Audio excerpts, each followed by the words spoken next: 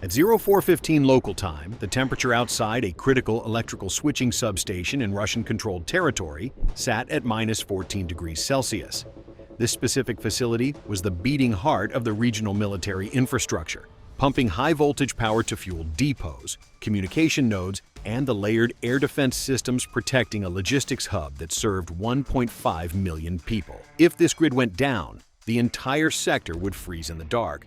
70 miles away, a Ukrainian launch crew initiated a sequence that would put exactly that scenario to the ultimate test. They fired a salvo of precision-guided missiles into the freezing night sky, aiming straight for the transformers. But flying a missile at a fully awake Russian S-400 battery is usually a quick way to convert millions of dollars into scattered aluminum. To survive, the missiles were not flying alone. A coordinated swarm of low-cost Ukrainian attack drones, internally dubbed fog phantoms, was already operating in the airspace, skimming just above the tree line. Their job was not to destroy the target, but to act as the ultimate distraction, employing a mix of chaff dispensers and radar spoofers to mimic harmless biological returns. For the Russian radar operators staring at their screens inside the warm command vehicles, the incoming threat did not look like an impending catastrophe. It looked like a very large, very confused flock of winter birds. Before we continue, make sure to hit like and subscribe. It really helps the channel grow.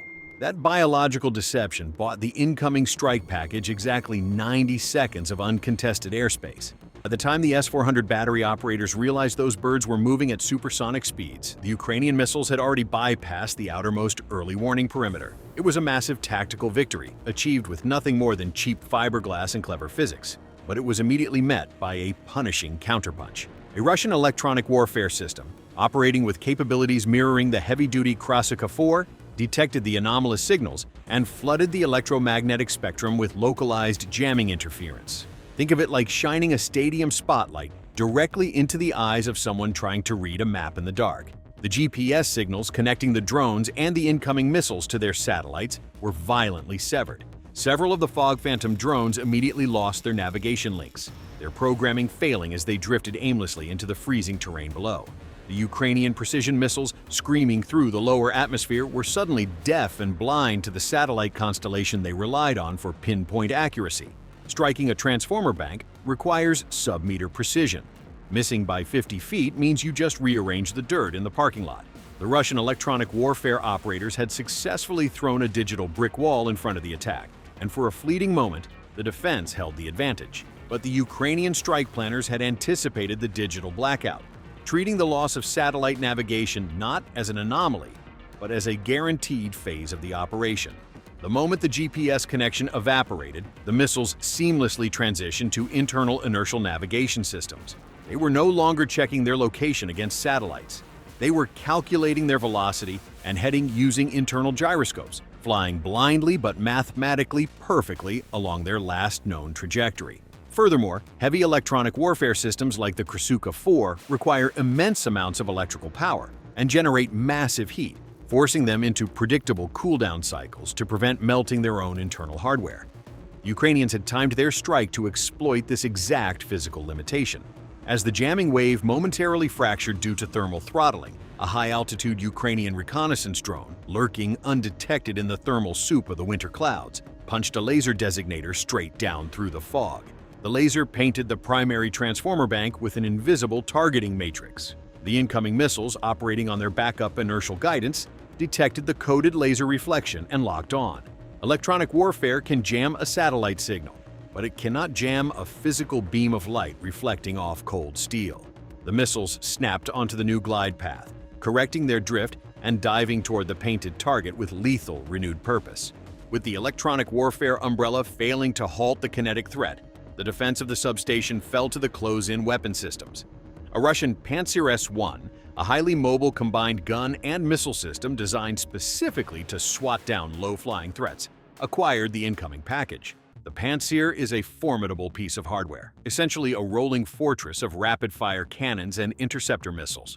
However, its tracking radar was currently fighting a losing battle against the freezing fog and the extreme terrain masking employed by the Ukrainian flight paths.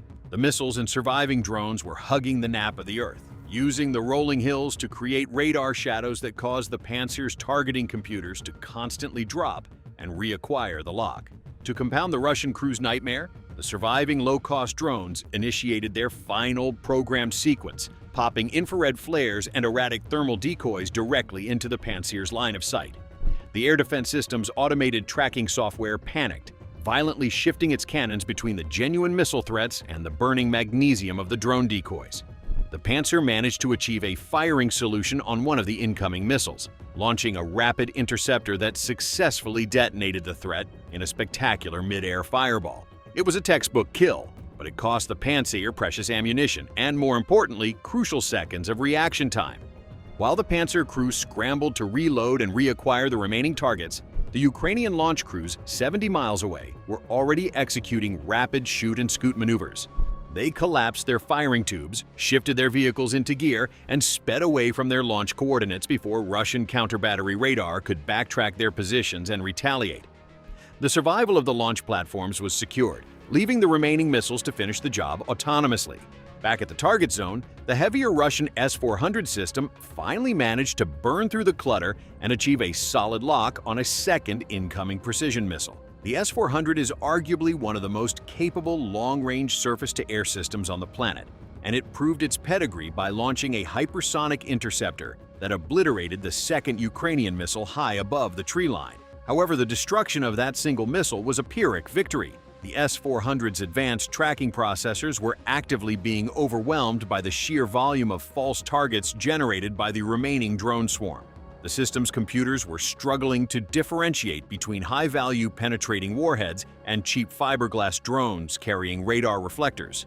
This digital confusion introduced critical microsecond processing delays into the firing sequence. In modern layered air defense, a microsecond delay is the difference between an interception and a catastrophic impact. As the Russian S-400 operators fought their own computer screens, the remaining two Ukrainian precision missiles executed a brutal shift in altitude. Dropping to just above the frozen tree line, they vanished into the radar shadows cast by the rolling regional hills. Radar waves travel in straight lines. They cannot bend around solid Earth. Hunting low-flying objects in hilly terrain with a long-range radar is like trying to spot a mouse in a rock quarry using only a lighthouse beam. If the target is behind a boulder, it simply does not exist. The Russian operators watched their screens flash and reset as the physical geography of their own country shielded the incoming warheads. The missiles were now inside the final 5 miles, screaming through the valleys at a velocity that chewed up the remaining distance in a matter of seconds. But slipping past the billion-dollar electronic curtain did not mean the airspace was safe. The immediate perimeter of the electrical substation was defended by the lowest-tech, highest-reliability system in the Russian arsenal. Human beings standing on rooftops with shoulder-fired surface-to-air missiles. These guards did not rely on complex radar processing or satellite uplinks. They only needed their eyes, a clear line of sight, and the thermal bloom of a rocket motor to turn a precision strike into a smoking crater in the snow.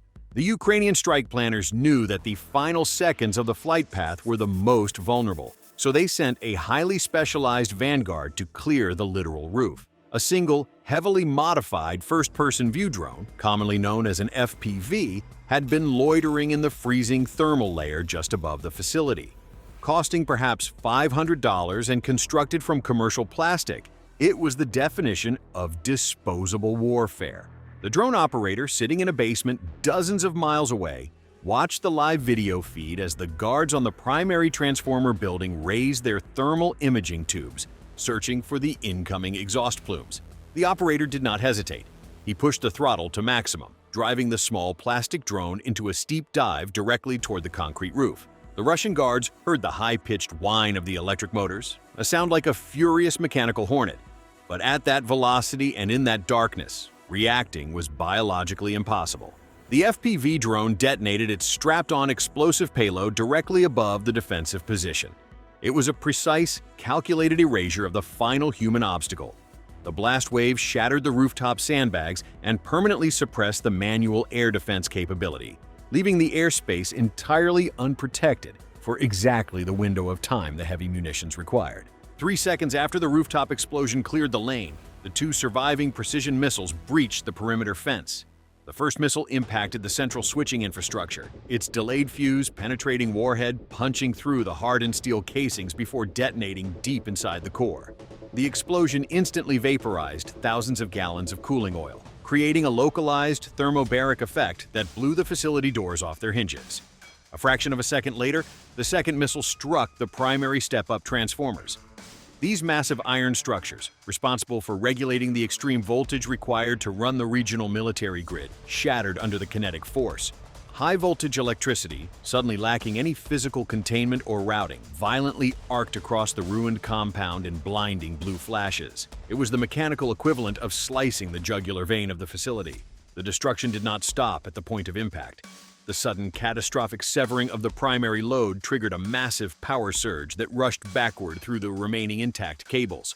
Relays fused shut, backup generators were immediately overwhelmed, and secondary substations miles away began automatically tripping their breakers to avoid catching fire. The grid was not just damaged, it was actively tearing itself apart from the inside out. Across the frozen landscape, the cascading electrical failures manifested as a creeping blackout that swallowed military installations whole. Command bunkers that had been coordinating troop movements suddenly went entirely dark. Logistics hubs handling trainloads of ammunition ground to a complete halt as their automated cranes and routing computers died simultaneously. The lights flickered and died for 1.5 million people. But the most devastating impact was purely military. The strike instantly disabled approximately 20% of the localized tactical power grid. The very same S-400 radar arrays and electronic warfare jammers that had fought so viciously just moments before were abruptly silenced, their screens fading to black as their power feeds evaporated. They were transformed from billion-dollar technological terrors into useless metal boxes sitting in the snow. Without reliable electricity, the layered air defense network was fundamentally broken, forcing Russian commanders to scramble diesel generators and manually reallocate their surviving defense umbrellas. This sudden vulnerability opened wide corridors in the airspace, directly weakening their broader operational posture for hundreds of miles. The night sky, previously a fortress of interlocking radar waves, was now fractured, bleeding power, and wide open for the next wave of attacks. Inside the regional Russian command bunker, the sudden loss of telemetry from the air defense network registered as a catastrophic system failure across every monitoring console. For the first 30 seconds, the commanding officers assumed a localized glitch, a blown fuse in the command vehicle, or a temporary jamming wave. They ordered an immediate hard reset of the primary tactical data link, a standard procedure that usually clears ghost signals and reestablishes the network. But the screens remained completely black. The digital heartbeat of the entire sector had flatlined. When the radio operators switched to emergency battery-powered analog channels to contact the substation, they were met with nothing but dead air and the crackle of static. The reality of the situation hit the command staff like a physical blow. Their automated logistics train carrying thousands of tons of artillery shells and diesel fuel was suddenly paralyzed on the tracks. The automated switching yards, completely dependent on the high-voltage grid, locked their rails in place to prevent derailments. A high-speed supply locomotive, operating entirely blind without signals, triggered emergency pneumatic brakes, grinding to a violent halt in the middle of an exposed valley. The primary artery feeding the front line was severed, and the defenders were entirely in the dark. The immediate tactical nightmare was compounding by the minute as the Russian military scrambled to patch the massive hole ripped into their defensive umbrella. Without the substation feeding continuous megawattage to the long-range radar arrays, the S-400 batteries were reduced to running on internal diesel generators. This meant a drastic reduction in their operational scanning range and a severe limitation on their ability to network with other air defense nodes. To compensate for the sudden blindness, commanders were forced to uproot mobile radar units from adjacent, previously secure sectors and rush them into the blackout zone. This frantic reallocation of resources was exactly what the Ukrainian strike planners had mathematically calculated. By destroying one critical node, they forced the enemy to stretch their remaining assets perilously thin, creating new blind spots hundreds of miles away. The Russian logistics officers faced a brutal paradox. They needed massive amounts of diesel fuel to keep the backup generators running the radars, but the heavy electric pumps required to load the fuel trucks from the regional depots were completely dead. Every gallon of diesel now had to be siphoned manually or transported from sectors entirely outside the blackout radius, turning a 5-minute refuel into a 6-hour logistical catastrophe.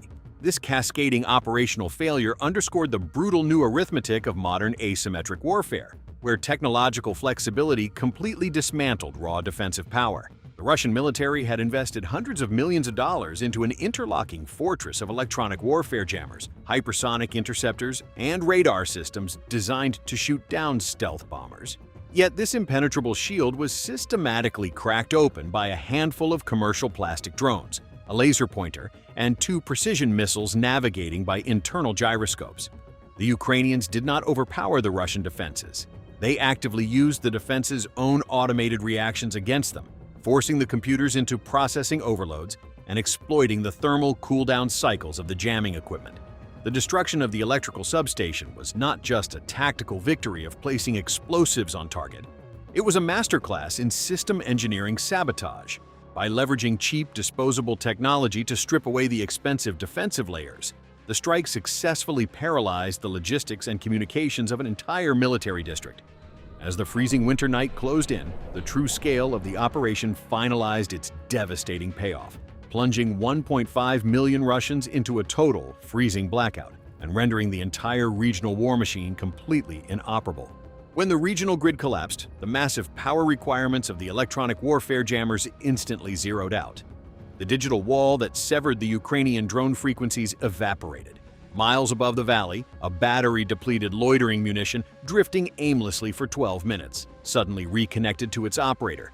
The drone had exactly 3% battery remaining, giving the pilot 45 seconds before the freezing air killed the cells. The operator scanned the thermal feed and spotted the heat signature of the locomotive's emergency brakes, glowing white-hot against the minus 14 degrees Celsius terrain. Trailing behind those brakes were 75 rail cars loaded with high-explosive ammunition and aviation fuel. The operator pushed the throttle to maximum, entering a terminal dive. The plastic drone smashed directly into the fuel tanker behind the locomotive. The shaped charge detonated, punching a jet of superheated copper through the steel wall. The aviation fuel ignited instantaneously, creating a pressure wave that ruptured the adjacent artillery crates. Within 3 seconds, the fire triggered a sympathetic detonation of over 2,000 tons of explosives. The fireball punched a hole in the winter cloud cover, illuminating the blacked-out valley with a blinding artificial sunrise and completely erasing the Russian supply convoy.